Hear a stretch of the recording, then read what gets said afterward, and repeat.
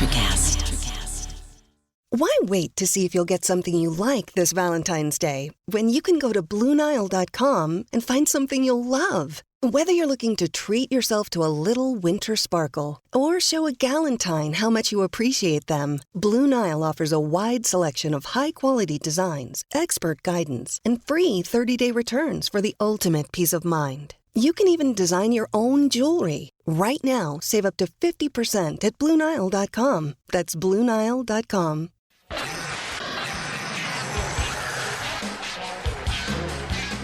Ladies and gentlemen, boys and girls, children of all ages, you are about to listen to the most entertaining and informative wrestling podcast out there.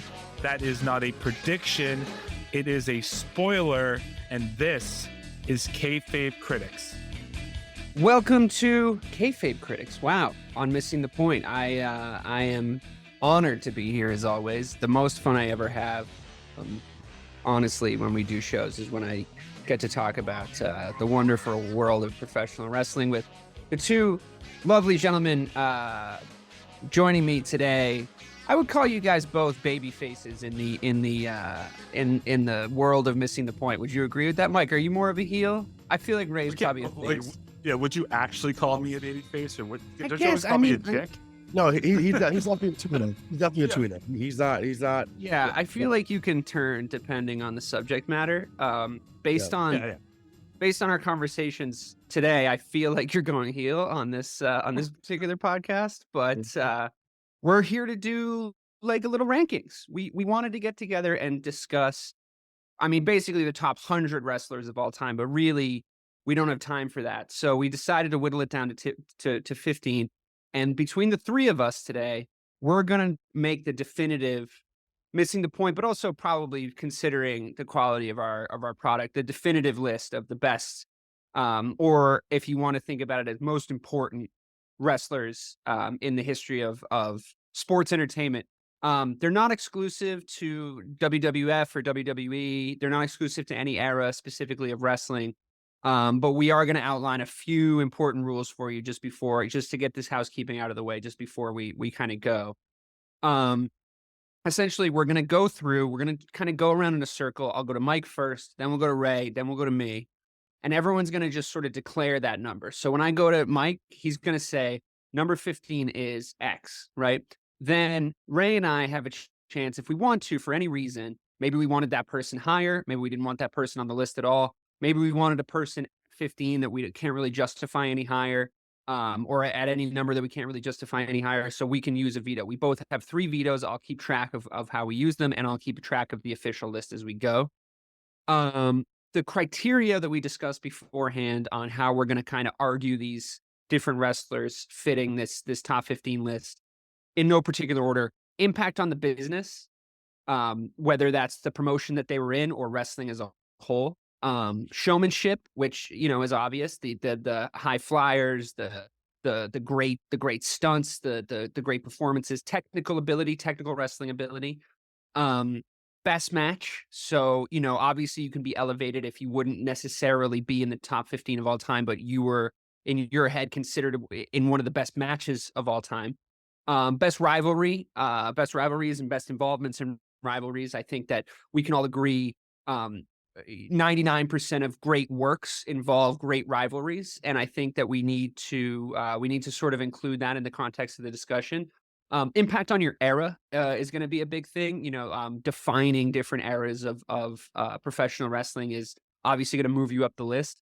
And your mic skills. I think that is an important thing to include on the list, as much as it's sort of, I think we yada over Mike's skills a lot when we're talking about these wrestlers, where it's like he had this match with this person, he had this match with this person. You know, he wasn't that great on the mic, but I think that it's important. I don't think it's the most important thing, but in the context of a lot of these guys that we're about to discuss, they were who they were because of who they were on the mic. You loved them because of who they were on the mic. So as much as the actual performances in the matches are important, I think the mic skills should be in there. So I slid that one in there sneakily at the end. Not to be confused with showmanship. You know, it's like, in my head, it's sort of a different thing, and I hope everyone sort of understands that. Last caveat, I hope everybody at home can understand the rules, but the last caveat is nothing they did outside of professional wrestling can negatively or positively impact their ranking. So inevitably, we're going to talk about The Rock. It doesn't fucking matter that San Andreas made $100 million at the box office. Nobody gives a shit. We're talking about there. yeah, Dude, you did. yeah. I like that. But we're here to talk about his impact on professional wrestling and all the criteria we just discussed. So I think, guys, is that clear? Do you think everyone's going to understand that? I think that's basically the kind of outline of the game we're playing here. So if nobody has anything to add, I'm going to go straight to Mike for your number 15. God, I already hate my list, but I believe in it too. That's so. Number 15 is Sounds like you're talking about fantasy football. Is Eddie Guerrero. Interesting. I think Eddie Guerrero is one of the biggest underachievers in professional wrestling because he should have been a world champion way sooner than he was. I think that by the time that he got to beat Brock at No Way Out in 2004 and go on to have that great match with Kurt at WrestleMania 20, like he tragically passed away about a year and a half later. But his feuds, like if you talk about we'll just go showmanship. If you talk about showmanship, the way that he was able to captivate an audience, whether it was just in a cruiserweight capacity in WCW, from I would say his 5-star match with Ray at Halloween Havoc, to the way he was able to get over in WWE by lying, cheating, and stealing. I mean, that entire gimmick was hysterical. It was great. And he influenced so many people. So I think that his positive impact on the business, like we're still feeling that. And I think you can't have a top 15 without Eddie Guerrero. Wow. I mean, let's answer that question right now. Ray, can we have a top 15 without Eddie Guerrero? Are you going to use your veto? I mean, I had someone different, but I mean, listen, Eddie Guerrero is phenomenal. I think at the end we'll read out our top 15 lists. Yeah. Just in case you want to save, like if you think like fuck it, I'll do it at 14 for this guy, and you can start to switch it out as you go. But at the end, we'll tell each other what we had for our top 15s. But we'll be spoiler free at the start. But yeah, sorry, continue. Yeah, no, I mean, yeah, Eddie was phenomenal, man. Once again, like you said, Mike, that No Way Out match against Brock Lesnar, I still watch that match 3 to 4 times a year. Once again, I know the outcome, I know the spots, but it's just like it takes me on a ride every time. And obviously, Michael Cole, who was on that call, always asked to that match. So yeah, I think most listening to this when they hear this won't disagree. Maybe until they hear was that my number 15 or yours, DK? So, but yeah, love Eddie. I can't argue against Eddie. I'm gonna use my veto, and here's the thing. I was always going to, because I knew you guys weren't gonna have the same 15 as me, and I want to get these people in. Obviously, Ray, you're still available to veto mine. Since I'm vetoing Mike's, he can't veto me, but you can veto mine if you want. I feel bad that you picked Eddie Guerrero. I was going to enjoy vetoing your 15 no matter what it was, except if you picked R.I.P. Eddie Guerrero. I mean, it's a little sad to kick him off the list. But I think for context, and I think because of the conversation around this particular person right now, I'd like to get it in just to continue the conversation and maybe a little bit of revisionist history around it. You guys don't have to use your veto for this, but tell me if I can do this, because I have sort of 2 options here. I'd like to have it be the Von Erich family, but if you don't want me to include them as a group, I'll just do Fritz. And I'll tell you why. I'd like the Von Erichs obviously were like a big part of wrestling in their era, and their tragedy surrounding them as well. I think for the strangely, I mean, I don't know if it's bad luck or if it's just the nature of the sport. I think there's going to be a lot of tragedy talked about.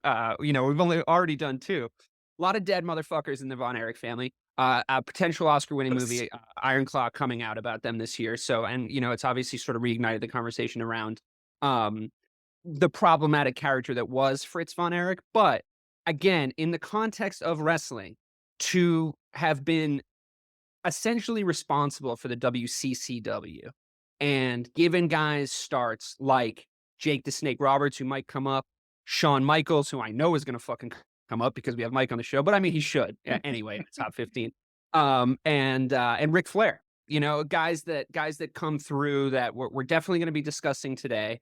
and works and storylines and matches that are still legendary today. And maybe a classic match might not immediately jump to mind when you talk about Fritz specifically. I think there's a few classic matches when you talk about the Von Erichs and the Freebirds in that motion. And and obviously a very compelling human interest story, like sort of around the whole family anyway. But with Fritz specifically and his sort of impact and his character developing in that wrestling world, I really think that modern wrestling, the 90s, the Attitude Era, I think all that would have been very different if it wasn't for the guys that he put over, the characters that he developed, and some of the works that were repeated and ripped off for decades to come. I'd like to have him on our list just because, as much as he might not have been the nicest guy in the world by all reports, that is a lot of motherfuckers that are going to end up on this list. And I think he had a huge impact that's not talked about enough in the context of professional wrestling. So, Ray, you're welcome to veto me and put yours on there if you think it's less deserving than Eddie Guerrero. If you want to put him back on there, I understand, but that's how the game is played. Yeah, no, I mean, we've come out the gate swinging with legends, and once again, you made a compelling argument too. So I feel like the one who I picked may get vetoed out of the. So I'll just give my pick now. Mine's a Sting, the icon. I think with Sting. So do you want to put him at 14 then? Do you want to move on since you have the 14th pick? Yeah. So we can put. Okay, Sting great. Yeah. So we put Sting at 14. 14. I also had Sting at 14. So I just wanted to let you know. So that worked out great for us. Yeah, listen, Sting was WCW. You think about his matches with Flair. He was a Lone Ranger when the NWO was trying to get put together. Then obviously he has his stint in WWE, but yeah, he was the guy in WCW for a long time, and this is when he was doing the Ultimate Warrior type paint, when he went to the Crow character as well in WCW. So yeah, was it someone that was gonna be remembered for his mic work? Not at all. But you can't think of kind of the point though, right? I mean, the sort of the entire right around his character was that he didn't talk a lot. Excuse me, I know that matters to some people, but I'm like his quality of work in the ring surpasses anything he would have did on the mic anyways. So I'm glad that we got a chance to grow up in the era where he dominated. Because like I say, he's one of the best I've ever seen. Mike, do you want to veto that? How do you feel? Well, I guess my question would be, if I have Sting on my list, but he's higher, would I veto this? If it's important for you to have him higher, as opposed to just having him in the top 15, you should veto it and mention him when we get to that spot. Yeah. Okay. So I'm going to go ahead and veto it because I think that Sting deserves to be a little bit higher up on the list of the top 15. So many more vetoes early than I thought there was going to be. We get how many each? 2? 3. Oh, 3. Okay. So me and you are down to 2. Ray's got 3 left. So my 14th pick is actually Triple H, Hunter Hearst Helmsley. Wow. And the reason why I think he's number 14 is because I think he gets, in my opinion, and I think a lot of the internet and everyone that watched the time, when he was at his peak, he wasn't the top guy. He was the guy working with the top guy, right? But he was always a great worker. His ring psychology was the best. I think his character arc is probably one of the best in all of pro wrestling, coming from the rich blue blood snob to the degenerate rebel to the corporate backed heel that he carried out so often. And then also, like, if we want to talk about his matches, I think his best match, in my opinion, that he was ever involved in. There's 2 of them. There's the No Way Out 2 out of 3 falls match with Stone Cold Steve Austin back in 2001. And then there's the SummerSlam 2002 match with Shawn Michaels. And I would argue that the reason that those matches were so good was because of who he was in there with. I think his feuds with Shawn, Rock, Austin were also great. But the reason why he should be on this top 15, because I almost left him out, but if we talk about his impact of the business, is the fact that what he's done with NXT and ushering in this whole new era of wrestlers and and sports entertainers in WWE, and the fact that he saved this company from being in a terrible creative standpoint under Vince, and now he's running everything, and things are getting exponentially better. I don't think he's better on the mic than anyone else on this list aside from Sting, but he's a better worker than most. But I don't think, like, his impact now. Ask me in 10 years where he goes up. I bet he's going to be in my top 10 just based on what he's done with creative. So 14 is Triple H for me. I'm not going to veto that, just because it's more important for me to keep my 2 vetoes that I have left, and I almost had him at 15. He was 15 plus for me, 16. Definitely because of, to your point, like his impact on the business side of things. I have a lot of respect for how he's been able to work in what I can only imagine is a very frustrating situation over the last decade plus, with the Vince McMahon sort of like, just refusing to fucking die. And I just think, I mean, I just think like, I think that he has creatively, like you said, as well as capitalistically, moved the business in a lot of really positive directions. And I think if he didn't do what he did by, inseminating Stephanie McMahon and then inseminating the world of world wrestling entertainment, I'm not sure what that business looks like right now, and or what that promotion looks like right now, and therefore the business, because that's where we are right now. Your point about NXT is also a really good one. I don't have any. I mean, as a wrestler, he's just not my favorite. I agree with you wholeheartedly that like a lot of the matches that you immediately think of when you think of Triple H are because of his opponents. And he was very lucky to be in the era that he was in, because I think if it was him in a more dead era, maybe like, if he had to come 10 years before or 10 years after, I don't know if he's able to carry, the promotion in the way that he's able to get involved when he's there. But I think everything you said is a good point. I have no problem with him being a 14. Ray? Yeah, this is my first veto. I'm sorry. Oh my God, we're never gonna get out of the top bottom. I love it. He's in my top 10, and it's all for what Mike just talked about, like his impact on the business.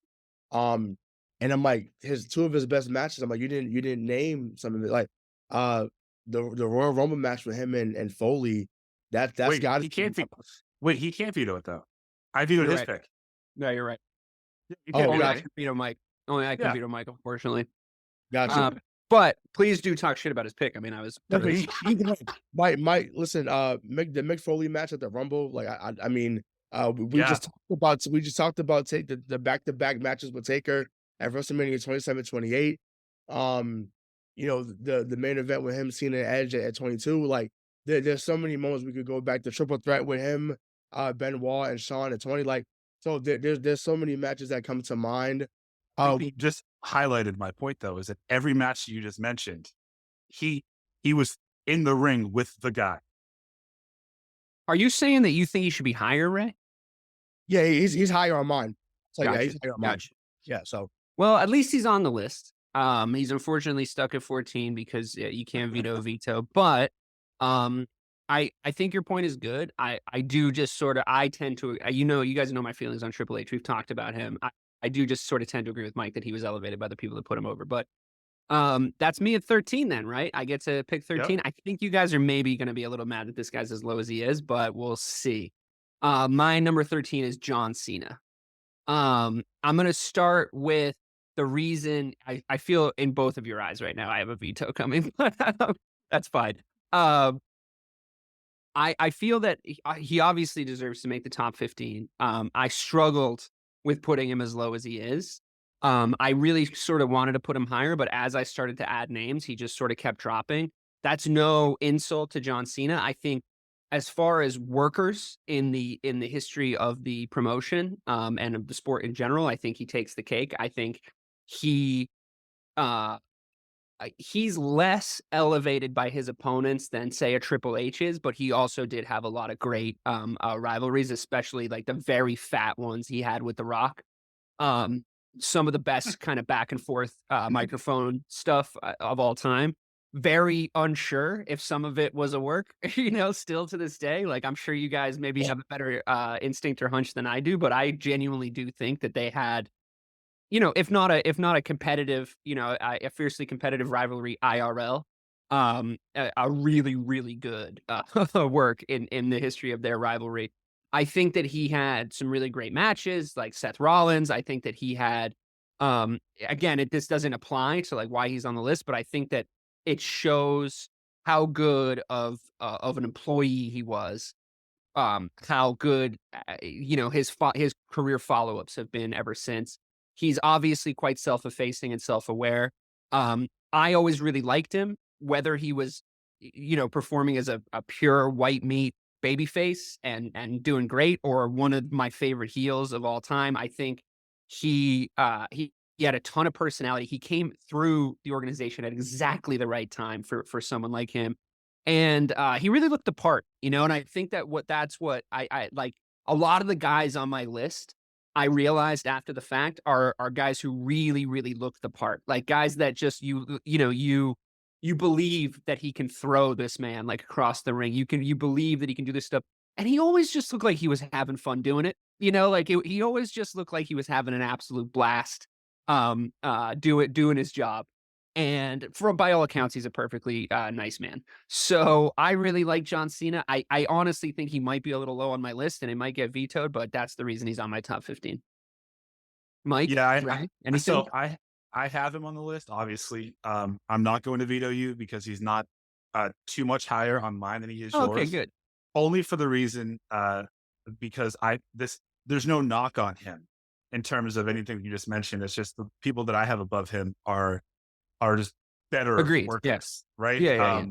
I think the most admirable thing about Cena is that he was the guy that ran with that company after Rock, Austin left. Like the Attitude Era was done, and he was the ruthless aggression era, and he was the guy in a time when everyone was trying to make Triple H the guy, but Cena was still the guy that everyone loved, and he doesn't get the props that he deserves as a worker because he had great matches with Randy Orton, with Undertaker, with Shawn Michaels, with obviously Kurt Angle, but also like the Orton stuff was when he did it, that was tough because everyone knew that like, those were like the two top dogs, and they were trying to make it Rock Austin, but their Iron Man match was phenomenally entertaining back in the day. So I love the pick.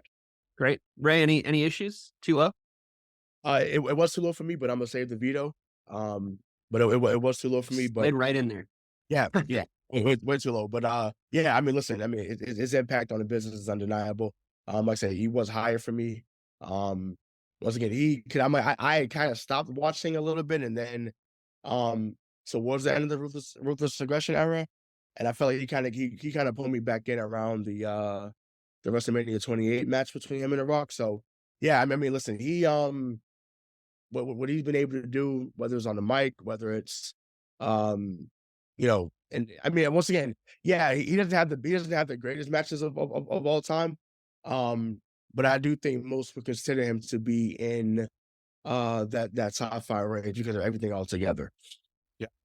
Yeah, and honestly, showmanship while he was wrestling too. I just feel like the acting portion of it while he was, doing moves. Not everybody's great at that. It's not something that everyone needs, but it's something you really notice if someone's particularly bad at it or if they're particularly good at it. And I just think like his expressions, like, the way the guy that he was, the character that he was playing, always coming through when he was doing these like athletic feats, I was always just very impressed by. And I have the same experience with the ruthless aggression era. Why is it so hard to say? We all three of us stumbled over it. Somebody should have talked about that in marketing when they were coming up with it. But I think that I had the same experience. I feel like John Cena sort of pulled me back in, especially because of the age we all were when it was like, it was a time where we might have lost that sparkle for the sport. And I think a lot of people have that same sort of story. And honorable mention to the AJ Styles match. I don't know if anybody brought that up, but I enjoyed that match quite a bit. Yeah, phenomenal. Yep. Well, all right. I know he was a little low, but it just kind of happened that I did him dirty there. But at least we all agree that he's on the top 15. Mike, you're up with number 12.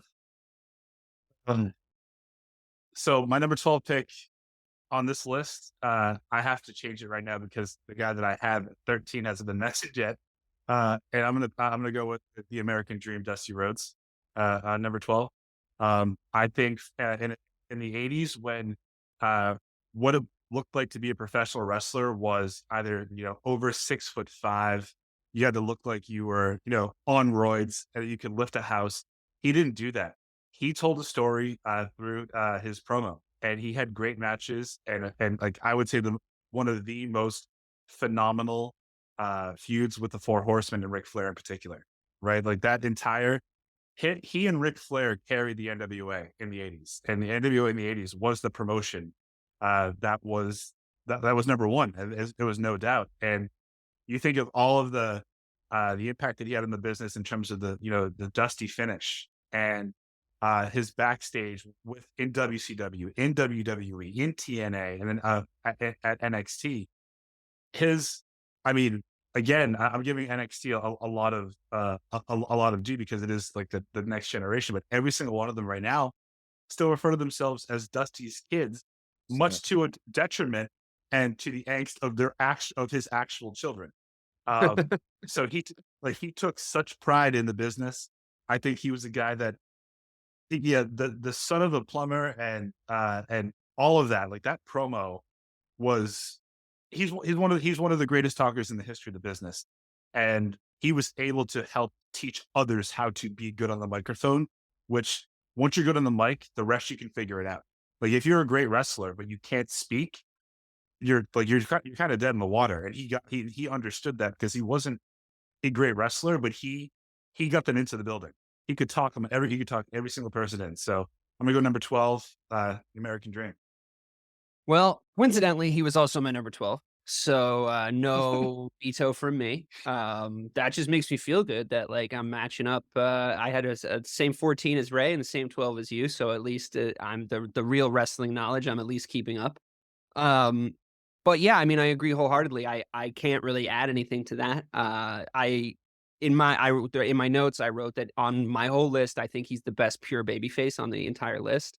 I think that he sort of invented how to do it properly. I think that there might be an argument, and maybe Ray will make this, I don't know, but there might be an argument that if you watch some of his matches now, they're a little dated. I don't know if that's his fault. I mean, you get into the whole sort of like, it was Bob Cousy that good situation when you talk about like the context of eras. I don't know if that has anything to like, for somebody that in order to progress the sport or the world of sports entertainment, however you want to look at it, you have to have done your best in your era, right? So I don't know if that really takes points off of them. I'm just pointing out something devil's advocate style, but I love Dusty Rhodes. I think that he's an inspiration and a big reason why my favorite wrestler did a lot of the things that he did, Bret the Hitman Hart. But I think that yeah, like the underdog story, the son of a plumber thing, his advocacy, his heart of gold, essentially, I think is a big part of the reason why he's on this list. But like you said, I think that if you were putting somebody in a room to train them to be a babyface in wrestling, the first tape you roll is Dusty Rhodes. So Yep. I agree with you wholeheartedly. I got no veto for you. Yeah, I mean, we all had to say Adam at the same number. Like, Great. He was Just to be clear, he wasn't at my number 12, but you skipped my number 13, so I had to put him at 12. Got it. Yeah. Amazing though. Let me tell you about Hard Times, Daddy. Hard Times promo. Daddy, You can watch Hard Times. Top 5 promo of all time. So you can watch that in 1989, 2009, 2049, and it's still going to make you believe in the American Dream. Yep. Yeah, I mean, I agree wholeheartedly. We're obviously going to be discussing Ric Flair at some point in the next few minutes, but I think he's a big part of the reason why Ric Flair is as high on my list as he is, and I'm glad that we're all on the same page about Dusty. I didn't want to have an argument about him; he's too great. Ray, you got number 11. Do the honors. Well, sticking with American, I'm going with Kurt Angle. Whoa, yeah, Kurt Angle to me, once again, no one picked up the business quicker than he did, as they all say. Great matches after great matches. The first thing I come to mind, I think about the '06 match with him and Taker and No Way Out. I think about the match with him and Brock at WrestleMania 19. Yeah, he just always delivered, and once again, was definitely had great comedic timing. He's another one that you think about when it comes to the ruthless aggression era, besides Cena. So yeah, he carried that era, the wrestling machine. I wish his run was a little bit longer, and that time with WWE, but yeah, he's to me that's a perfect spot for him. But I'm open to hear if he should be higher, lower, whatever. I didn't have him on my list, to be honest with you. Wow, wow. Yeah, I just didn't. And then honestly, it was I figured he would be. I figured you guys would mention him. I figured he'd make it. But it's just sort of a personal preference thing for me.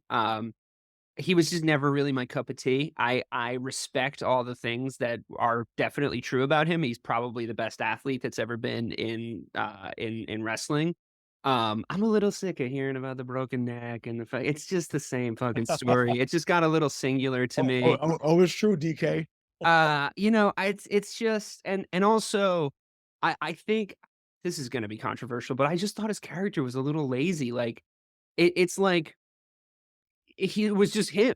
It's just he was just who he was. Like there was no real character, there was no real story. It was just like I was an Olympic wrestler. It's like, all right, I mean, can you have died and come back to life or something cool? I just never, and it just got more kind of simplified as time went on. And I do have a ton of respect for his technical wrestling ability. And I think that a lot of the people that made my list are there for the fact that they were great technical wrestlers. Mike and I have had this sort of back and forth before about high flyers and technical guys. And I did always prefer the technical guys, so I probably should like Kurt Angle more than I do, but I don't know. His face always creeped me out, his eyes and his neck, and there was just so many steroids, and I don't know.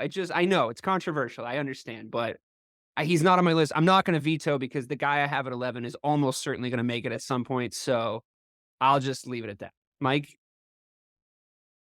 So if I don't veto this, I can't mention him again, right, on my list?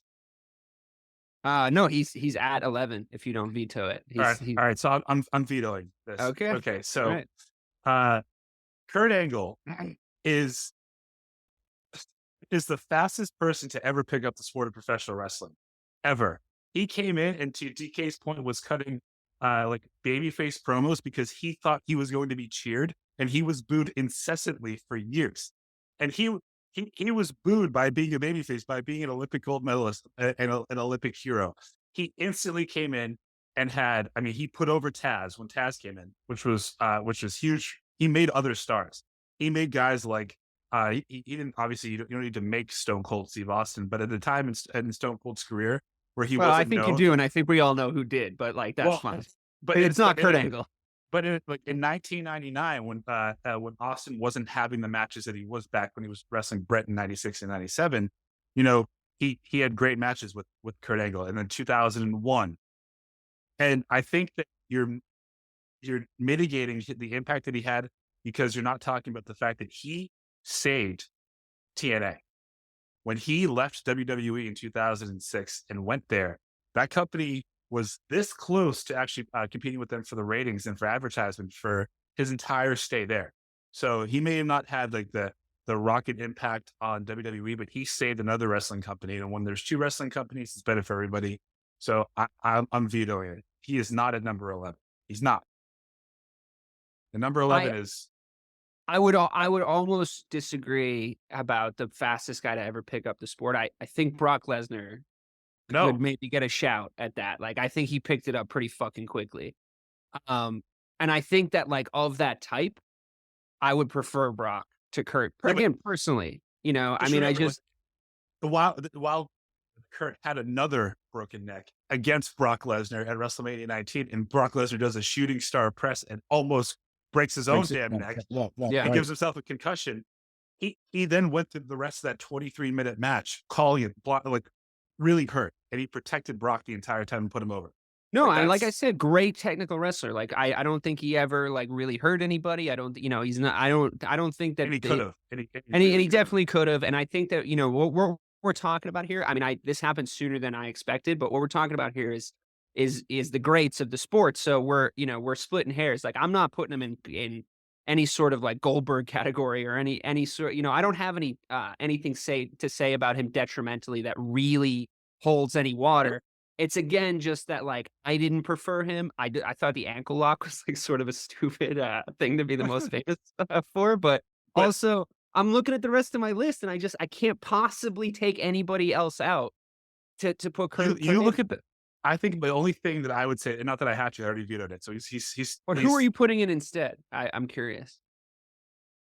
The guy that just when you thought you had all the answers, he changed the questions, and Rowdy Roddy Piper. I think Rowdy Roddy Piper is one of the only examples, and there are only two examples that I can think of in all professional wrestling, where the guy didn't need a world title to be considered one of the top guys, and he could talk you into the building. He could make you so mad and want to hit him, and then he'd beat the hell out of the babyface, and he would leave. He was just as much a part of making WrestleMania what it is now by his interactions with Mr. T, right? And then WrestleMania 2, when he had him in was it the boxing match, the fake boxing match, or whatever it was in Chicago or New York, wherever it was that year. It was in 3 different spots. But I think when you think about it, in the 80s, he was a top heel. In the 90s, he was a top babyface. He was one of the original I would be protagonist against the NWO and Hulk Hogan in WCW. And he was a guy that he was just himself. He was the most uncharacteristic babyface because he's walking out with his kilt, with his bagpipes. Like, he was just, he was recognizable. And he did not ever win a world heavyweight championship, and he didn't need it ever. Well, I mean, you're the one who told me very definitively when we first started doing podcasts together that winning, and you said this to me in the context of you not thinking Bret Hart is as good as I think Bret Hart is, winning doesn't matter. And that Bret Hart always thought winning mattered. And I think Rowdy Roddy Piper is a great example of how your legacy really is in this particular version of sports entertainment. It is not impacted by, if you as heavily as if you win a world title. I'm not going to use a veto on that. Only because I had Rowdy Roddy Piper higher, but not that much higher. He's my personal second favorite wrestler in the history of the sport. I love that he was there to kick ass and chew bubblegum, but he was all out of gum. I have a huge appreciation for him as an actor in some great cult films, but obviously that's not what we're talking about here. I'm happy enough to put him at 11. Ray, I don't know how you feel about Roddy. I mean, I love him, but that's fine. Like I said, once again, that's a legend. I would not slander Roddy Piper. And again, I mean, talk about looking the part. A guy with just a face that was born to go and do what he did for his career. He looks like if you ask somebody to draw a wrestler from the 1980s, it's like he really looked the part. He had a ton of charisma. Just overall a wonderful human being. It sounds like the business is a sadder place without his influence. I don't think you get Stone Cold, The Rock, Dean Ambrose. I don't think you get guys like that in the versions that you get without Rowdy Roddy Piper. So I'm happy enough to have him at 11. I had him higher, but I think that's good. I can't really spend a veto on that. This might make everybody mad. I'm at number 10, right? That's what's next. I got Hulk Hogan. So. Hulk Hogan at number 10. Is that too low? No, I got him there too. Okay, great. I think if we had maybe done this podcast, started this podcast a decade ago, he might have been higher up on the list. I think that I know we're talking about things inside the squared circle that matter, inside the business that matter, but I do think that he has just fallen down in my estimations, and I can't really help that. Over the course of the last 20 years because of what I learned about what was kind of circulating around the business. Now, in a positive light, he was the face of wrestling, I think, for longer than any other person. I think that if you ask a regular Joe walking down the street to name a wrestler, there's, depending on their age, a very good chance that they'll say Hulk Hogan still to this day. I think that he was extremely important in showing people in this sport that they could be more than wrestlers, that they could move into other things. Not to say that just being a wrestler is not perfectly legitimately fine and very, very difficult, but he was kind of the first brand to really sort of break out at the level that he did from professional wrestling, which elevated the business and sort of kept people coming back. He was, I think, my personal favorite era of his is the face era of Hulk Hogan, the fucking stay in school kids Hulk Hogan, not the later. I think because you guys do prefer the NWO Hulk Hogan, right? Is that what I glean from listening to this show? You prefer the later version, the sleeveless black T-shirt headband Hulk Hogan? I think it just showed a side of him that none of us thought he had. Right. Like Rain. Right. Yeah. Yeah. I mean, because he had just been the real American, eat your vitamin, take your vitamins, say your prayers, that type of guy. Yeah, and yeah, when yeah. he came out and spat all over that, Yeah. I mean, he ignited the business twice. Yeah. I agree. And I think that him not being the number one guy in that later era, I think showed a loyalty to the sport and the company that was admirable. I think that he's probably, as far as company men go with Vince McMahon, I think he's right up there. And I think that, you don't think so, Mike? I think they have a very love-hate relationship. But he always stayed pretty, he never... Except for when he went to WCW. I guess, but I mean, that's, almost you're put making... put WWE out of business. Us. Us. I think that's fair enough. But I do think that him and Vince McMahon are still friends. I think that they made a lot of money together over the years, and I think that unless that's not true, are they not still friends? Do they hate each other? Did I miss something? So yeah, I don't think so I think they love each other, right? I think that's true. But the one thing that Hulk wanted from Vince was back in because he talked to Vince to go back in 98, 99. Mm-hmm. And he said that he wanted shares of WWF. Well, and he's Vince never going to give you that. And Vince said no. Yeah, and that's kind of stuck with Hogan since. Fair enough. I will concede that point. What I will say is, as far as you mentioned the Real American, I do think if we were doing a theme song draft, a theme song game show, I would put that firmly at number one. I think it's the best theme song in the history of wrestling. Personally, I mean, I just do. I know you think it's Shawn Michaels, but I just no. Who do you think it is? Stone Cold. No, come on. That glass and yeah. I guess. I mean, it is iconic, but I will say that the for me, and I think for a lot of people, the sound of Real American is the sound of wrestling. And I think that's true of a lot of people. I think that the most, maybe not the best match of all time, although maybe you can make the argument, but I think the most iconic match in the history of wrestling is him and Andre the Giant. I think that shot of those two looking at each other is probably, one of the first photos you see if you walk into the WWE Hall of Fame. I think he had impact on the business, mic skills, technical skills, a great character, an ability to play both sides. And like you said, he changed with the eras, which I don't think a lot of wrestlers were able to do. We've talked a lot about Bret Hart being my fave, and he was not able to do that. That's the one really big knock on Bret, in my opinion, is that he was so rigid in his approach to who his character was and how he represented himself in the sport. And like you said, Hulk, you thought he was going to be like that, but he wasn't. So I think, I'm putting him at number 10. Ray says he has him there too. Doesn't sound like you're going to veto Mike. Do we want any last honorable mentions for the Hulkster? It's interesting. I didn't know about all the complicated contentiousness between him and Vince McMahon. I really thought that they were homies. Well, I mean, Mike, you can't,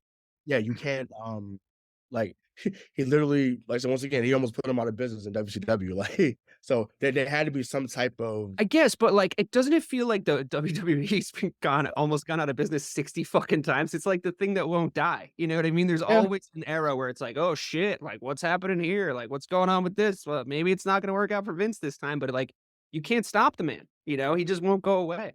Ask Triple H. Well, yeah, no, but Vince, right, exactly. But no, Vince ultimately knew what draw Hogan was, which is why they brought him back in 2002.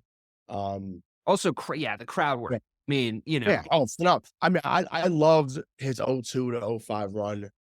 Yeah. Truth be told, that theme he had the second time around, to me, is just as good as the Real America theme. Voodoo Child? Huh?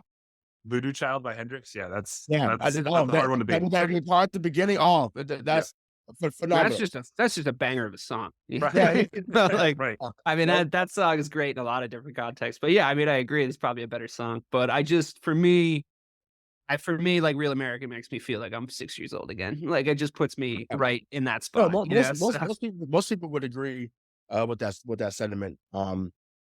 Real America definitely top 5 theme though, definitely. But I think that if there's 50 podcasts out there right now making this, doing this exact same thing, I feel like Hulk Hogan is in the top 4 in some of them. Yeah, You know what I mean? He's on the Mount Rushmore of some. I would say. Yeah.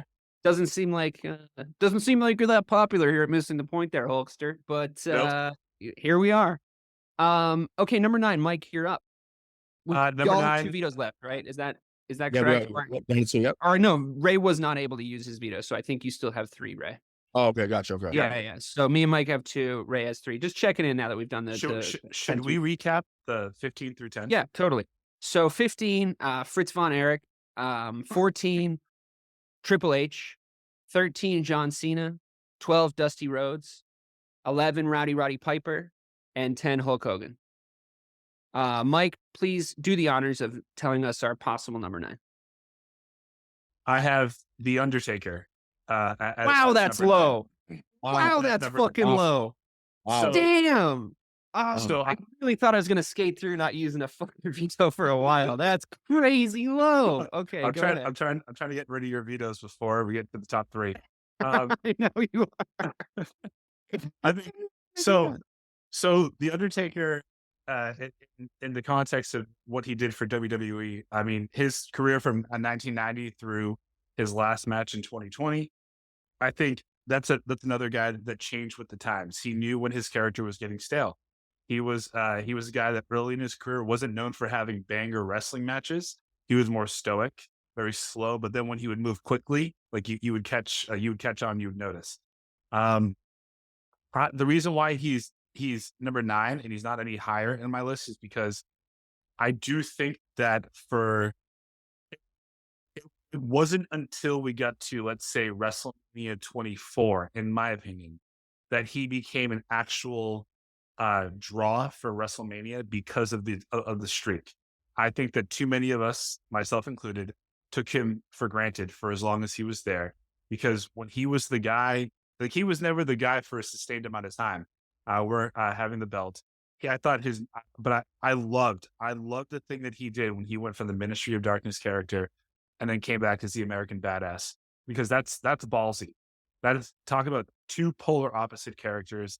He still managed to stay in the top of the crowd there. But I don't think in any era, I don't think that he was the number 1 guy in any of the eras that he was in. But he was the locker room leader, and as everyone would say, like he was like JR is famous for saying the conscience of the WWE. Like that's what he was, and he was a star maker. He would help put guys over. But his matches, if you think about, everyone's going to say like his matches with Shawn, his matches with Punk, his matches with Triple H, his matches with Batista, and Batista's the only one on that list that had Mania that I would argue that Taker carried, and it was a 5-star match. So Ray, you want to go first on this one? What about Edge? Edge carried that.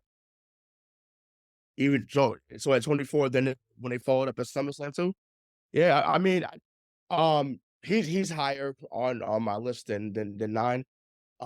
So I guess this could be my first veto, right? Yeah. Fun. If you want. Then Ray, let DK veto it. I wasn't gonna, to be honest with you. I mean, it hurt to have him this low, but I had one to spare, but yeah. I mean, listen. I mean, you named once again 30 years of greatness. Yeah, I agree to an extent that there was some matches early on. I mean, granted, that's on Vince because what the fuck? Why are you putting him with Giant Gonzalez in a match? Oh God, that was terrible. And King Kong Bundy. Yes. What was the one at 15? Was that him and Boston Man? Boston, yeah. Boston Man, Where he yeah, hung him. that was, yeah, that was bad. But I'm like, I think about the the matches he had with Kane at Mania. I think about the Highway to Hell match for him and Stone Cold. Like, so I mean, there's plenty of things that come to mind with that. I love the Big Evil era as well. I'll make you famous. So yeah, I mean, I don't know. I just think to me, he warrants being in the top 5 because of the impact. Which you and I have talked about on our previous show. So you can go back and listen to that. But yeah, he's top 5 because of the impact alone. Whether he was carried in matches or not, like just everyone viewed him as the standard, whether he was the top guy or not. That's how I view him. So who are you putting at number 9? Hold on. I had it, then went off my phone. I had Jericho there. Another guy that was he didn't make my list. He's been in. You said, say it again. He didn't make my list, which means I would make his. Oh, that's yeah. Well, that's crazy that he didn't make the list for either one. That's wild. Yeah, I mean Jericho to me. You want to talk about mic work? Talk about his matches as well. With Eddie Guerrero and WCW. First undisputed champion. I know that doesn't get looked at as much because of what happened that night, but yeah, I mean, to me, what Jericho's done in all different companies he's been in, he's been, if not at the top, but definitely near the top in every promotion he's been in. So, and like I said, between his mic work, what he's done, in every promotion, I think he warrants being at that spot personally. Man, I might have to veto Ray. Hold on a second. Let me think about this. So, on the Undertaker, that's crazy low to me. I had him much, much higher. A lot of the reasons Ray said, but also like one of the categories that we sort of discussed for the criteria of this list is great matches. And I just think his resume of great matches is crazy. And I think to say, I'll give you Shawn, like Shawn's probably his best match, right? Like I think we can sort of agree on that. And I think we've discussed that before. And I think that a lot of that is Shawn, but also like the stylistic matchup of the two men, the size, the abilities, like I think he brought the best out of a lot of guys, but I think that I think that, yeah, maybe they're the guys, they're the stars, but he's such a worker and the longevity. I mean, forget the streak. Like that is what it is. Like that's a thing that's made up. I just think as far as like, I genuinely think they were like, he's won a few of these in a row. We should just keep doing that and like make it a thing. Yep. And like, it's just kind of like, all right. But I don't want to be too heavily influenced by the fact that it sort of still feels pretty recent that he retired. But I mean, the longevity, like you said, the way he held the company together in very, very tough times, like your whole list of the reasons why he's on your list makes it seem to me like he should be higher. So I'm glad he was vetoed. At number 9, Jericho wasn't on my list. I've never liked him. I agree that he has good mic skills. I think that he's still doing great work. In the promotion that he's in now. But I think that I'm not going to veto him. I have to save it to the top. I know Mike is going to be in a knife fight with me at the very top of this list, so I have to save my vetoes. I don't think it's a big deal to have Chris Jericho at number 9. I didn't have him there, but we're now all down to 2 vetoes, and number 9 is officially Chris Jericho. So number 8 is you, Ray. Going with the Nature Boy, Ric Flair. Jesus fucking Christ. That's pretty low. For 8? That's pretty low. I mean, you just had to take it low, so don't miss me with that. So let's let the go there. It's fucking low though. Once again, love the. You guys are killing my top 5 right now. Love the mic skills. Once again, the matches didn't do it for me. Once again, he has some great rivalries, obviously. But the matches for me didn't like, I wasn't like, oh my God. What about the Dusty Rhodes stuff we talked about already? No, I'm saying that. That's the only rivalry. I'm just like, oh, okay, cool. But I'm like, it has Ricky to be. Steamboat? Say it again. Ricky Steamboat? Yeah, okay. So there's two that come to mind. Great. But I'm like, for me, to me, yeah, I remember the promos more than anything else. The promos to me made him legendary, which is fine. But I'm like, that to me puts him there. That's why he's not as high or higher on the list there. But he did inspire a generation. That's why I put him at that list, at that number. So I gave credit where it was due, but that's why he wasn't a little bit higher on the list. Mike, what do you got to say about that? Low for me. I think you're up. No, I'm just saying to react to his Yeah, go ahead, veto. Go ahead, veto. You don't have to veto it. Yeah, I'm not going to veto it. What? I can't afford it. I'm not going to veto it. I can't afford it. But I just think my shit's going to be controversial over the next few picks. So I'd like to hear your opinion on it. Like for me, we just talked about his rivalry with Dusty Rhodes and why it's like one of the best ever. And two Ricky guys Steamboat. Yeah, And but I mean Harley him and Dusty are both going to be in the top 15. There's two guys on the top 15, so it's like that's obviously got to be a great rivalry. The one drawback, I don't know if I'm that concerned about this, but I think the one criticism that a lot of people do level at Rick is all the blading stuff. Like I think that he was a little, he might have worked a little bloody. But I mean, he brought it so hard. Like if we're doing the categories of rivalries, he's up there. If we're doing the category of mic skills, he's up there. If we're maybe number one, if we're doing category of showmanship, he's up there. Technical ability, he's up there. Like he's got all the things. So it's hard for me to, maybe I will veto this. I don't know. What do you think, Mike? Eight is low. 8 is low.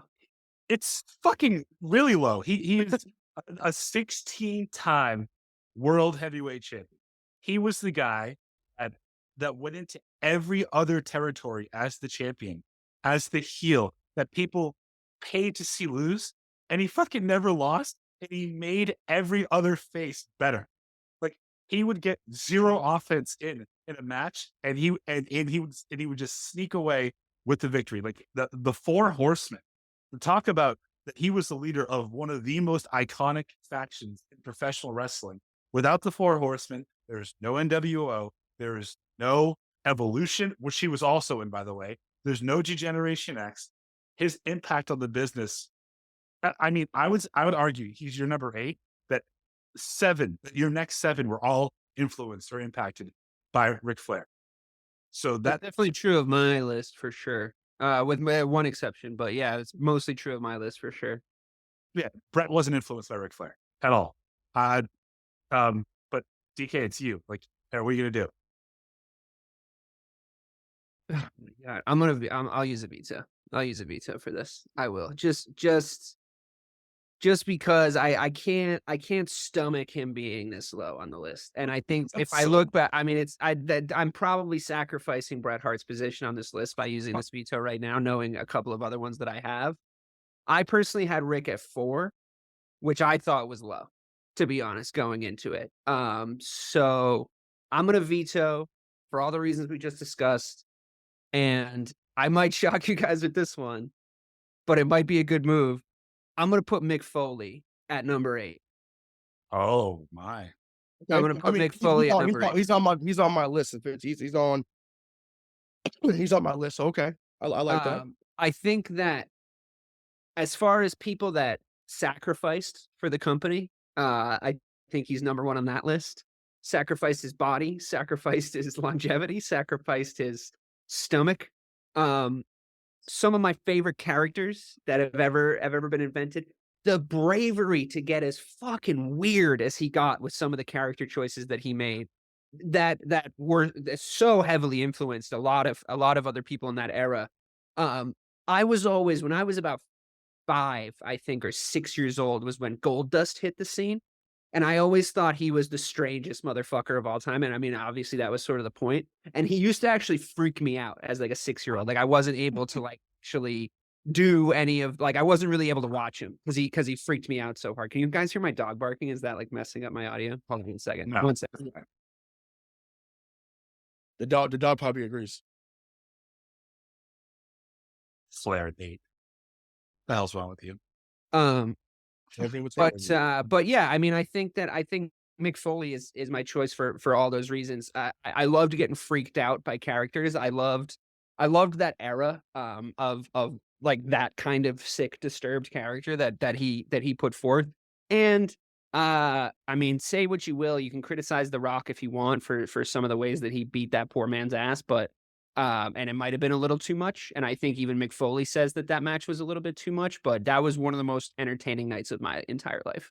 So I just think for what he did for the company, I think that nobody ever should try to emulate his career ever from this point forward for safety reasons.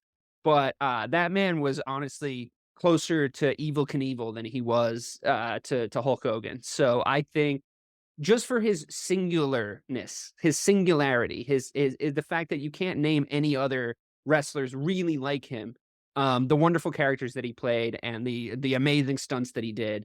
Probably, if we were making a stunts list, I would probably put his fall as number one, most impressive, where you didn't fucking die. So yeah, Mick Foley, number 7 for me, or number 8. I mean, Yeah, I'm not going to veto that. I think. Did you have him on your list? No, at all. Interesting.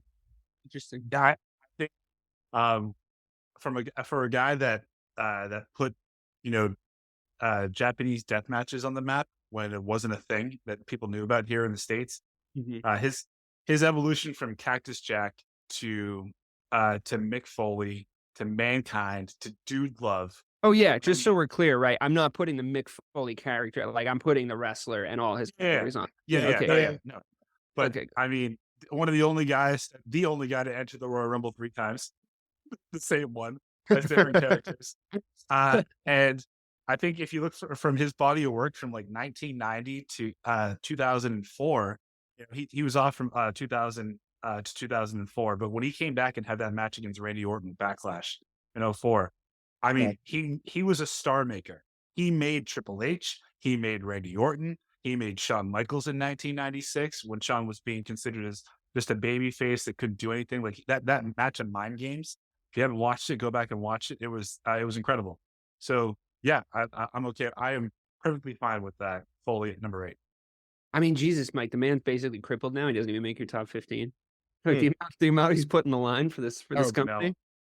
He's probably the worst athlete on our list, but I think, it's just an incredibly high tolerance for pain and wonderful character work. He's able to climb up these rankings. So there you are, number 8 with a bullet, Mick Foley. That goes to me then for number 7. God, I feel like and you have one veto left, by the way. Yes, I'm aware. Thank you, Mike.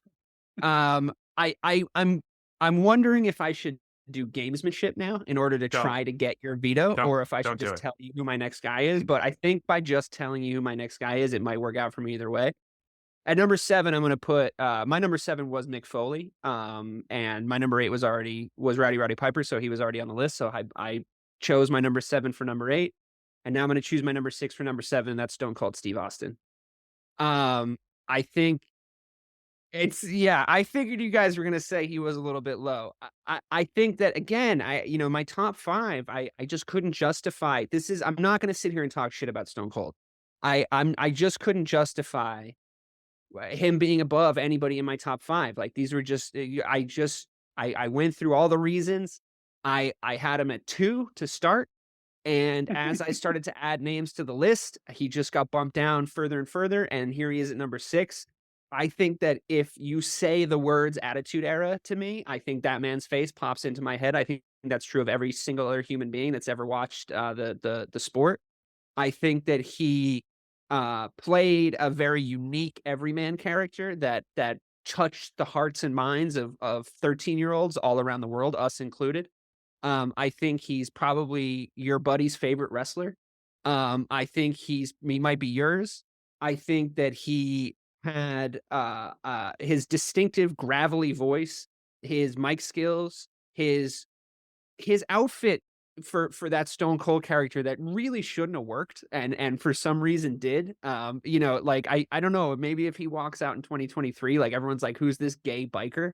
But for some reason in 2000, it just blew all our asses off. And I think that like amazing intro song, like I think some of the if he doesn't have my favorite intro song, he probably has my top 3 favorite moments of surprise introductions to a specific match. Like when that glass breaking hits in certain moments in the history of the company, I think those are some of the great works of all time he's involved in. And he does a great job. I mean, he did a great job for the company, and I think that probably the most successful era of all time he's the face of.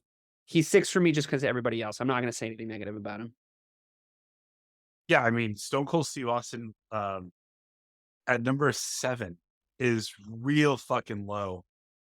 Because if you think about before he turned into the rattlesnake, when he was stunning Steve Austin in WCW with Flying Brian Pillman, and they were the Hollywood Blondes, right? And they had a great tag team run. And then he has one of the best matches of Ricky Steamboat's later career for the U.S. title in WCW. He goes and he literally captivates ECW, and they like Paul Heyman created Stone Cold right there, right then and there.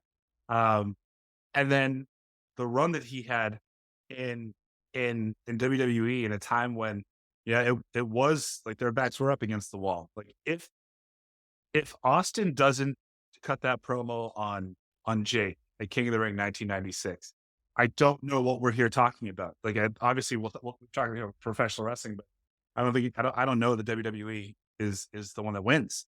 And the business was never better than from 98 through 2002, which was also when he was at his peak. You think about the matches that he had, right? 13, obviously Bret. 14 with a broken down, drug addicted Shawn Michaels. 15, The Rock. 17, The Rock. 18, Scott Hall. 19, The Rock, and then in 2022 against Kevin Owens, and he came out and 80,000 people were still losing their freaking mind. Ray was one of them when that music hit. Sounds like Ray, you want to veto. Ray, are you going to veto this if I don't? Stop doing that. Just fucking veto. Does someone else want to do this? Regardless of your decision, fuck that. I was vetoing. Like, Stone Cold. Well, I'm not touching it then. Yeah, no way. Why'd you give him that? You just let him keep his second veto. But trust me, he'll gonna need it. He'll fold at some point. He'll fold. All right. Yeah, well, go ahead and veto it, Ray. Tell me all about it. Again, I mean, I'm not saying anything. I mean everything you're saying. Mike said it all. Mike said it all about what. I mean, once again, I like. He was our childhood. Like that. I mean, right. There's no other thing to add to that. Like he literally was our childhood. He's the first guy you think of, like you mentioned, DK. And once again, the first WrestleMania I watched was 14 when he won the World Championship. Like I just that's forever stuck in my mind. I think about when he had the Miller Lite truck and he's spraying everybody in the ring and he jumps over. Yeah, I mean it's just there's so many moments I could think of. He has to be higher than that. So who are you putting in? Say again? Who are you putting in instead? Number 7. Let's see. Ray is so fucking quick draw with the vetoes, and he's always like, "Fuck that, no." But I'm like, he's like, "I don't know." Back and forth. You know what? I put The Rock there. That's who I had as number 7. Yeah, I put The Rock there at number 7. So okay. Well, let's talk to me about The Rock. I mean, once again, someone who kind of came in, fans weren't fucking with, but then, got saved by getting put in the Nation of Domination, which is one of the best factions of all time. They deserve to be in Hall of Fame at some point. All of them, I should say. And I mean, he goes on a great run. You talk about mic work. He's top 3 on the mic. Gave us great matches as well. And yeah, I mean, once again, shoot, the man comes back the other night and still it still was a huge ass draw. So, that was great. I love that. That was awesome. Yeah. So I mean, I just think that from what he's been able to do, message on the mic, you think about the matches with Stone Cold, the matches with Triple H, the Rocket Sock connection. He's he's perfect at that spot in my opinion. I also Should think The that Rock sit at the head of the table? No, you should sit at number 7 on our list. I guess that's just the way it is.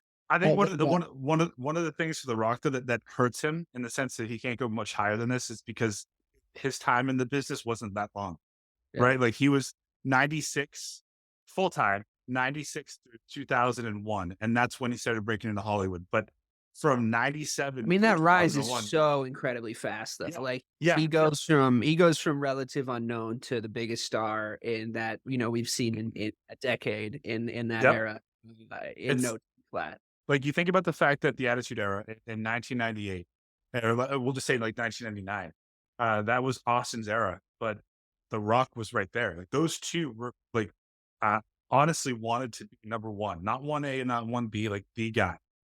And I think when you look back at the matches, yeah, The Rock was made by Mick Foley too, another guy. But I mean, he had great matches with Triple H. Like his last his I Quit match or Iron Man match. I think that was that Backlash or Judgment Day? Backlash 2001 or no, sorry, 2000 when Taker came back as the American Badass. Like that was incredible, and I think what puts him in the top 10 for me, though, because if it wasn't for him coming back in 2011, that run through from 2011 through 2013 cemented it for me because after being away for 7 years, he comes back and has a banger of a tag team match with Cena against The Miz and R-Truth and MSG, and then has the highest grossing WrestleMania in Miami that year to date. That was he can still do it. He can still talk about anything. Does that put me at number 6? That puts your choice is you're up. You pick number 6. The Rock is officially at number 7. Perfect. Number 6 is the Macho Man Randy Savage. I'm glad he made it. Jesus Christ, I was starting to get worried. Randy Savage was, I mean, that guy was in the 80s before he was the world champion in WWF. He made the Intercontinental belt mean just as much as the world heavyweight belt. His feud with Ricky Steamboat and what he used to call Chico Santana, his promos were hysterical. The first guy to understand that as a heel, you need to have a babyface woman as Miss Elizabeth as his manager and be the heel that he was like, you never saw that before in wrestling. He was the first one to do that. His turn when he won that tournament and at WrestleMania 4 was excellent. The Mega Powers colliding, like that feud with Hogan was great. And he was the consummate guy in WWF up until he left in 94. And then he reinvents himself in WCW and has a great run as Macho Man. I mean, listen, this guy wasn't on our list, obviously, but go back and watch. Is it Spring Stampede against Diamond Dallas Page? He put Diamond Dallas Page on the map. He's the reason that DDP became a world champion. Yeah, but I think that I was gonna say, like, I had Macho Man at 9, and I was gonna say that and I'm happy to have him here, but I think that the one knock I was gonna say on his career, because I think the guy is the total package. Like, he's capable of having, he's got a technical masterclass on his resume against Ricky the Dragon Steamboat. He's got giant events and selling out arenas with Hulk Hogan with promos on his list. Like, this is the guy who can do everything. He was an 8 or a 9 out of 10 at everything, right? And I think that, to me, the one sort of depressing part about his career is how it wasn't the same once he left. And he doesn't have the same impact as a different character to me. And I think that that's like sort of his one knock that like bumped him down the list a little bit for me. I mean, I had a similar thing about The Rock. Like, I had The Rock at number 11. I figured you guys were going to think that was low, but it's like, that was what I was going to say. It's like, it's that small sample size, but I just think Macho Man Randy Savage is so iconic and representative of the sport and the promotion in general. I think that, every parody of a crazy intense wrestler that's ever been done is essentially someone doing a Macho Man Randy Savage impression. I think that he was a good athlete, great promoter, and just he was a walking promo, but also just that character I think is so important to the history of the sport. I can't argue with this placement. I'm glad he made it. I was starting to worry because I don't have a Veto really left to get him in the list, so I'm glad that he's here. So great. Number 6, unless Ray's And going to veto. And he made the graduation song like cool. Right. Right. And yeah, I think that was his talent, right? I think he could make anything cool. I think his intensity, how hard he just fucking went for it every single time. I mean, I don't know how the guy, our esteemed colleague Ray is losing his voice. I don't know how Macho Man Randy Savage can speak. That dude's vocal cords have to be fucking shredded. So I love the guy. I'm glad he's on the list. I got nothing bad to say about him. Also, Ray? R.I.P. R.I.P. Oh yeah, of course. Ray, anything bad? You gonna veto this guy? No veto there. Okay, lovely. Can you recap? 10 through You're 6? up. It's number 5. TK? What? Sorry. Can you recap 10 through 6? Oh yes, absolutely.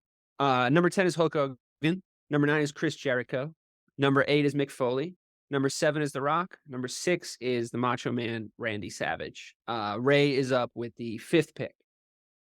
So I want to preface it by saying this is a personal. I love that. Just it's not something that someone is going to think he's in the top 5. Some maybe, but I'm going with the Viper, Randy Orton. I think one of the smoothest performers, and once again, that's why I said personal. It's not gonna be a pick that people love, and that's fine. But like I said, from his in-ring work, how he made you feel in his story, I feel like he always had you invested. And once again, the mic work wasn't always great. I think he just someone that always cared about more so doing great in-ring work, excuse me. But he's another guy that was a top guy for a long time, and I've always enjoyed every feud that he was in, regardless of the opponent. So I had pulled that trump card there, so to speak. There, but once again, I expect that to get vetoed. That's fine. But that's who I had there.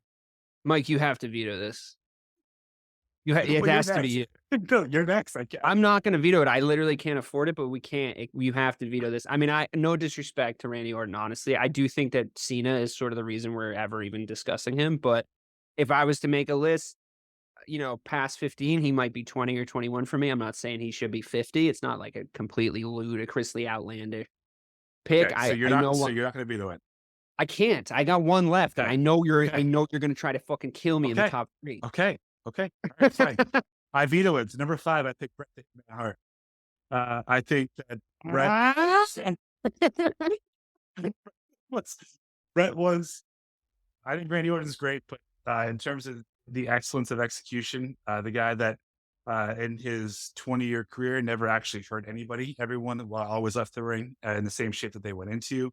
The biggest knock on Bret, in my opinion, is his promo ability and that he took the business too seriously. But I do give him a lot of credit for in 1997 when he was a heel in the United States, but a babyface in Canada. Like never before had that been done, when he could just literally be the exact same character and get booed in one spot and revered in another. I thought that the formation of the Hart Foundation in 97 with him, Owen, Davey Boy, Jim, and Pillman, that was incredible. Obviously, his matches, I think he made Stone Cold Steve Austin. Never put him over, but he made him. I think he was one of the. He's one of the reasons why Shawn ascended as quickly as he did, because Bret was the first WWF champion that did not look like every other WWF champion in history. You can't have a top 5 without Bret the Hitman Hart. So I'm gonna put him at number 5. I can veto that, right? My last veto. Because I don't think you can. No, I can't, because you vetoed Ray's. So I can still veto yours. You went, and then I went. Did you give up your turn?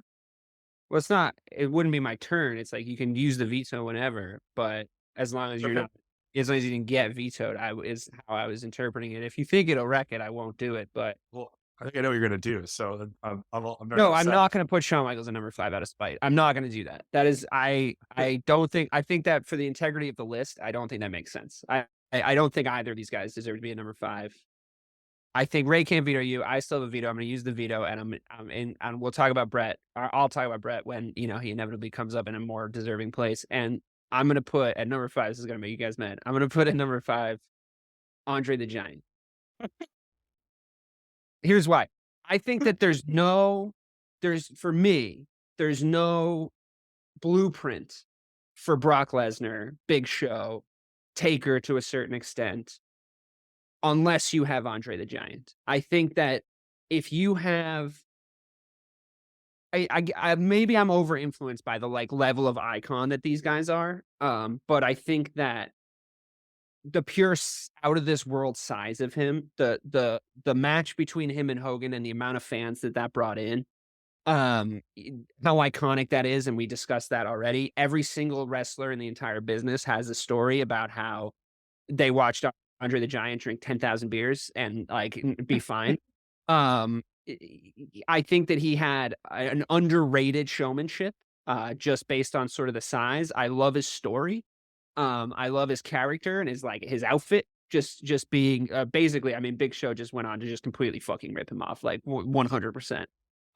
And I think that just for the context of the list, I don't think his era has been accurately represented, or fairly represented. So I didn't want to put him as high as this, but this is the situation that Mike has forced me into. So I have Andre the Giant at number 5, and so do you're fine. You're fine. we all, and that's my last veto. And thanks a fucking bunch. But here we are. I could see exactly how the show was going to play out in my head. It's going pretty much according to plan, except for the first 5 I was a little surprised by, but here we are. So whose turn is it now? It's my turn to put a number 4. Oh Christ, my list is so fucked up now. Okay. Okay, I'm going to put Ric Flair at number 4. I'm going to put Ric Flair at number 4 for all the reasons that we discussed already. You guys are welcome to veto, obviously, but the only reason, again, I mean, I know I'm a broken record on this, but the only reason he's not higher is because my top 3, I think, are in my head an undisputed top 3. I love Ric Flair. I love his intensity. We had this conversation already. I used a veto to make sure that he wasn't lower, but here we are. Ric Flair, number 4. Mike. So I have one left and Ray has one left, right? Correct. I'm fine with Ric Flair being number 4. You had me going there for a second, you fucker. Ray? Yeah, no, too soon. I'll concede. Ric Flair 4. Fine. Okay, great. We're not yada-yadaing over Ric Flair. If you want to hear our opinions on Ric Flair, just rewind to when Mike and I were absolutely clutching our pearls at Ray's selection of him far too low down the list. Number 3, Mike, is your pick. Number 3, I have Stone Cold Steve Austin. Stone Cold Steve Austin, for all the reasons that we mentioned before. Wrestling, like we talked about Hogan, wrestling would be different without him. Wrestling would be very, very different without Stone Cold. We would be talking about the upcoming the match at Starrcade as opposed to the Royal Rumble and CM Punk coming back and all of that. I think he was the guy that catapulted WWE from a family company to an actual publicly traded organization. They did it off of his back.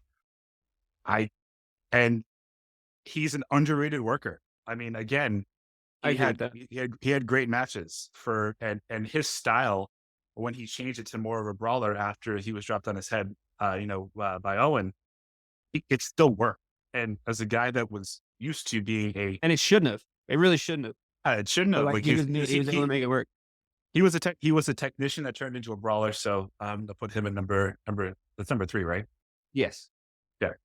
Ray, I don't have any vetoes left. Yeah. I'm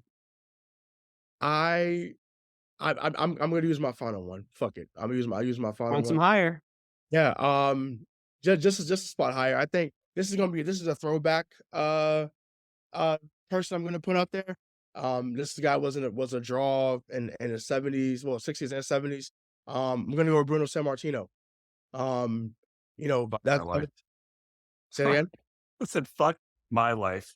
Yeah. Bruno Sammartino. Hey, the guy He's the was number 3 wrestler of all time, and there's nothing we can do. Here we are. the guy, and there's people that listen to this and say he should be number 1 on here. It's fine, but I'm Fair like, enough. the man was champ for 1,000,000 days. You want to talk about the original draw? I mean, I know obviously we know what Andre the Giant became and Hulk Hogan, but Bruno Sammartino was the original guy that people was coming to see and was watching on TV on Saturday mornings. You know, with in front of the TV. He was the guy. So, you know, he made Vince's father a lot of money back then. So, I think just because of the draw that he was, and going around from territory to territory, he was the man at his time, and I think he deserves to be at that spot. Yeah, I mean, what was it, 4,040 days as a champion?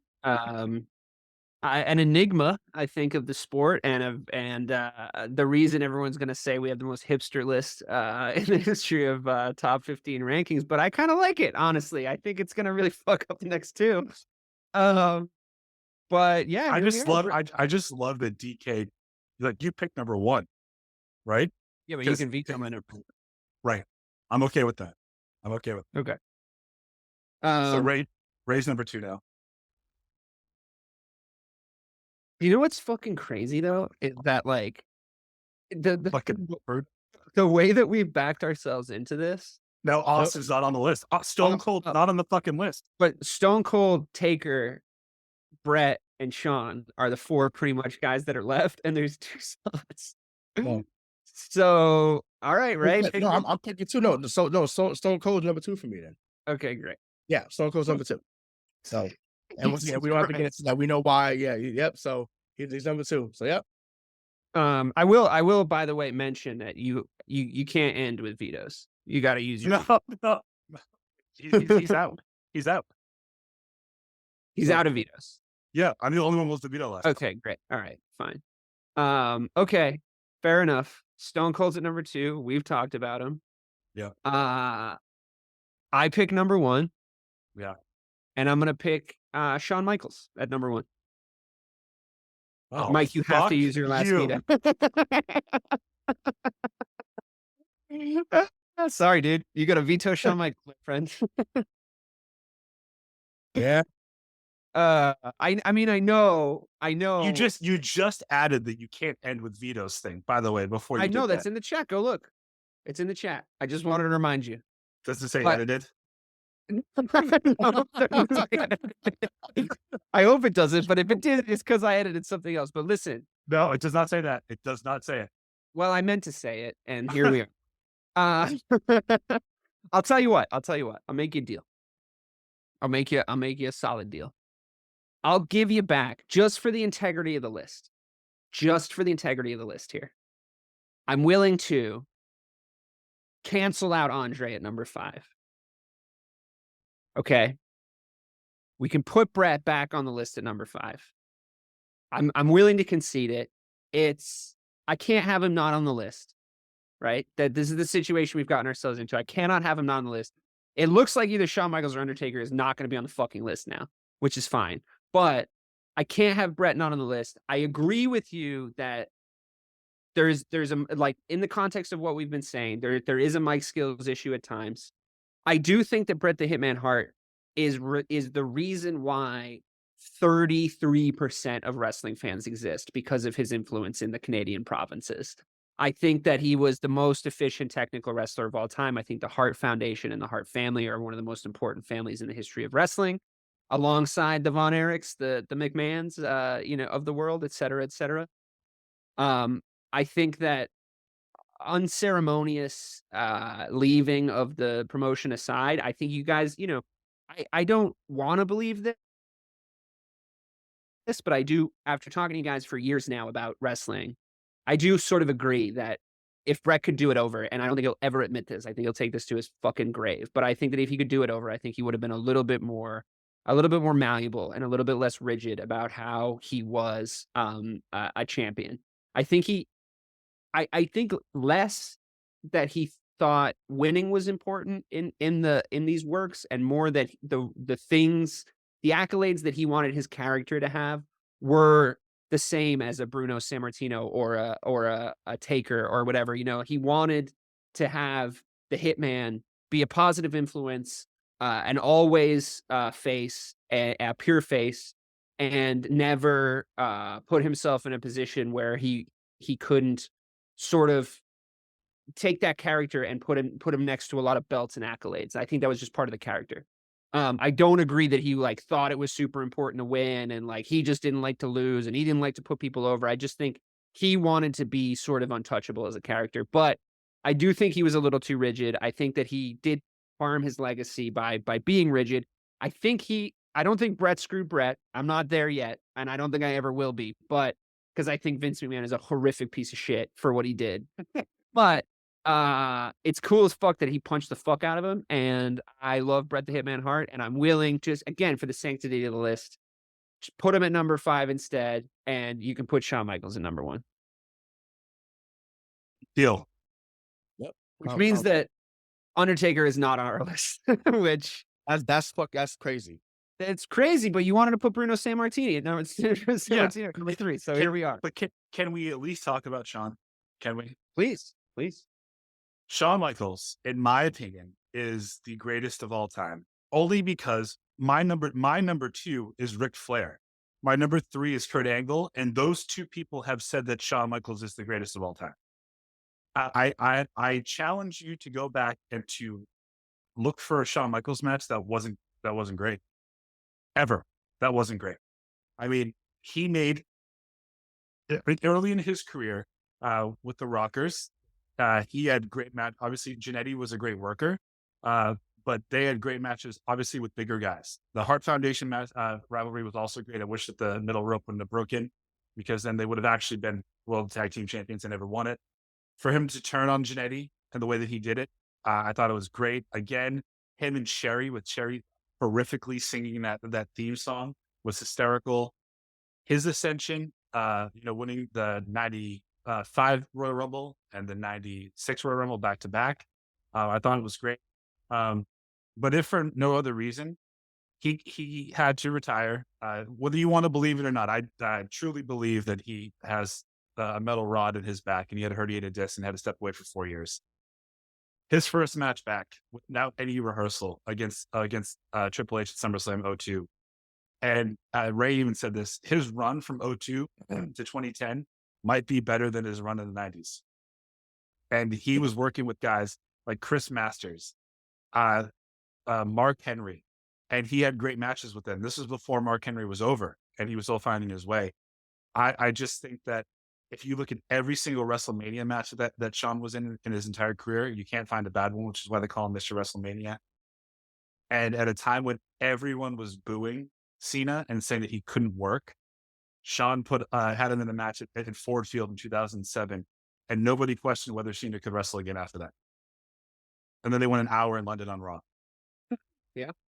I think there's a lot to like about Shawn Michaels. I think that what we learned from making this list is that there is a thing you can bring up to knock almost anybody, if not everybody, that was possibly going to be on this list. I don't think anybody's perfect, which is sort of the charm of the whole endeavor anyway.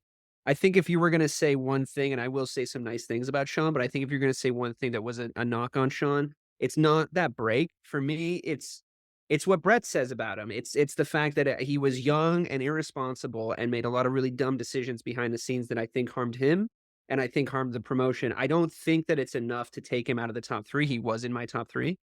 But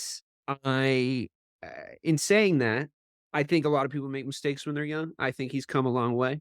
I think he's the best high flyer in the history of sports entertainment. I think that he is incredibly impressive for wrestling post being told by doctors that he would never fucking walk again, never mind wrestle. I think that he is probably my favorite heel of all time, in the sense that he made me hate him. He made me really, really hate him. And that was the point. Like, it worked.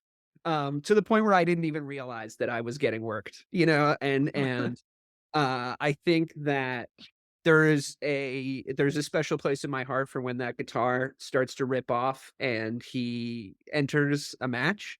And honestly, I never thought about it like that before. When you just said that, I challenge you to go back and find a Shawn Michaels match that's not a good match.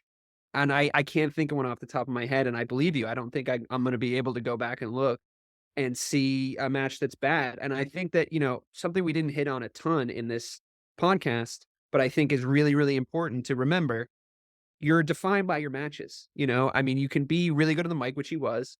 You can be really good at doing promos, which he was. You can make great characters. You can do great heel turns. But I think if you ask me, put a gun in my hand and ask me to name my top 5 matches, I would think Shawn Michaels is probably featuring in 3 of them. So I think that it's difficult to argue that he's not one of the best, if not the best. So there might be some people arguing with some points on this list, but I mean, Shawn Michaels has to be in your top 3. Where like however you felt about him, I at least your top 5 because depending on maybe your era, but I think that it was a very innocent and lovely time for all of us as at the age we were when Shawn came around. I get why he's your favorite guy. I really truly do. And yeah, I'm happy enough to have Shawn at number 1 here. Great. Thank you, DK. Well, we did it, guys. We made a list of the top 15 wrestlers of all time, and The Undertaker is not on it. So, that's the nature of the game. I mean, it gets cutthroat. At least we made it. We were in a position where potentially, Taker. Also, Sting's not on it. Sting's on it. No, Sting's not on. You're right. You're right. That's crazy. Can you guys both tell me what your top 15s were? Yeah. So you want me to go from 15 to 1 or 1 to 15? Yeah, go from 15 to 1. 15 Eddie Guerrero, 14 Triple H, 13 Dusty Rhodes, 12 Roddy Piper, 11 John Cena, 10 Sting, 9 Taker, 8 Hogan, 7 Rock, 6 Macho Man, 5 Bret, 4 Austin, 3 Angle, 2 Flair, 1 Shawn Michaels. Yeah, I mean, it's a solid list. I think Taker is low on your list. At least he's on it. No, he was on all of our lists. He just got fucked up. Shit just got fucked up. That's the nature of the game. That's why we play the game. I like your list. I do. I think you got I was just looking at the side by sides of like who actually made what, and you did get a couple of key guys in the positions that you picked them or thereabouts. So I think you played the game well. Yeah, there you go. Ray, tell us your 15 to 1 if you can. Definitely had to change some guys on the fly who I had originally. So Sting, Angle, Edge, Mick Foley, Randy Orton, Bret Hart, Hogan, Jericho, Flair, Hunter, Taker, Rock, Stone Cold, Michaels, and then Cena was my number 1. Whoa. Yeah. Interesting. You had Ric Flair at 11 and Cena at 1. Oh, I said I had Flair at 7. Oh, 7. Who was your 10? Bret. Him was Bret. And it was only because of the mic stuff. Like I said, if we're talking just technical stuff, then he would have been. No, I mean, everything's a factor, like the whole, I get it. I understand. I know that people, Bret's a hipster choice, I think, is your favorite wrestler, to be honest with you. I think a lot of people respect him, like you guys, like respect him and enjoy a lot of his matches, but maybe wouldn't put him as a number 1. I think that all 15 guys we put on this list and some guys that we didn't would all be 99 overalls in WWE, right? And I think that for the most part, we're sort of thereabouts in agreement. I mean, Bruno Sammartino wouldn't have been anywhere near my list. I would have liked to see Sting on there. The Von Erichs probably wouldn't have been anywhere near your guys' list. And what was the one that you got? I mean, I had. Can I ask you a question? I'd hope that this doesn't sound like an asshole. I'm not trying to swerve you here. Without Iron Claw, are the Von Erichs on your list? No way.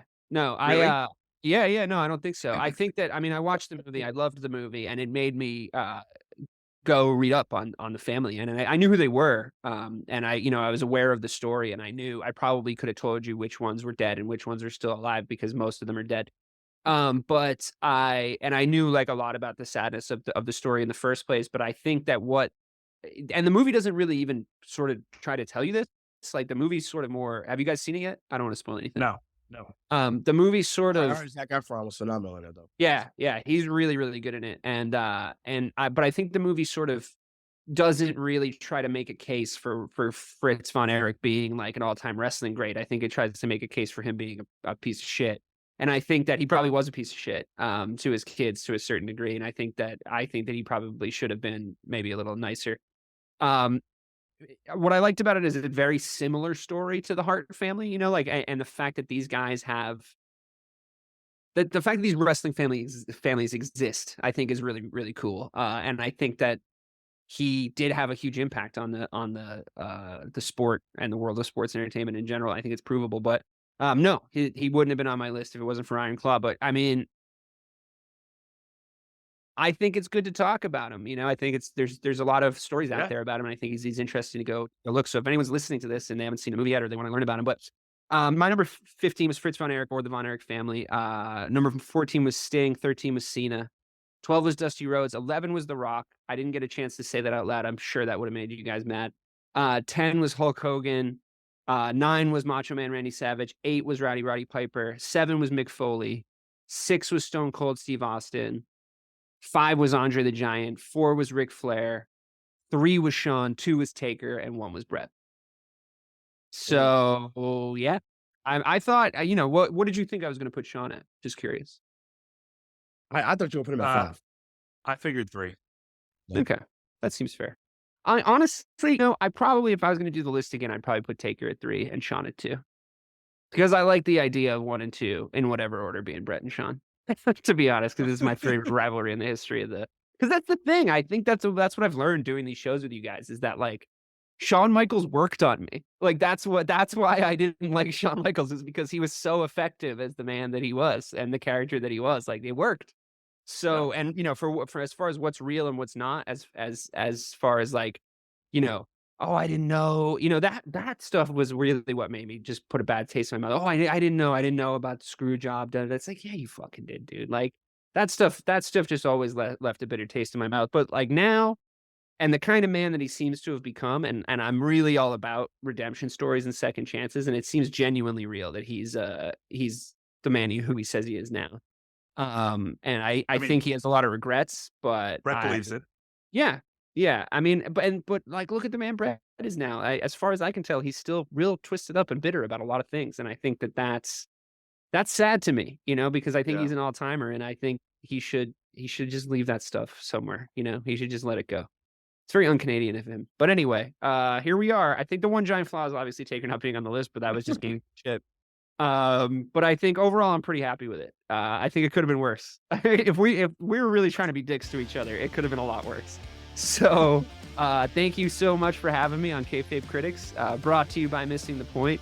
I'm DK Sizzle. Thank you to Hollywood Rayshawn Buchanan and Michael Marcangelo. This has been Kayfabe Critics. Peace out.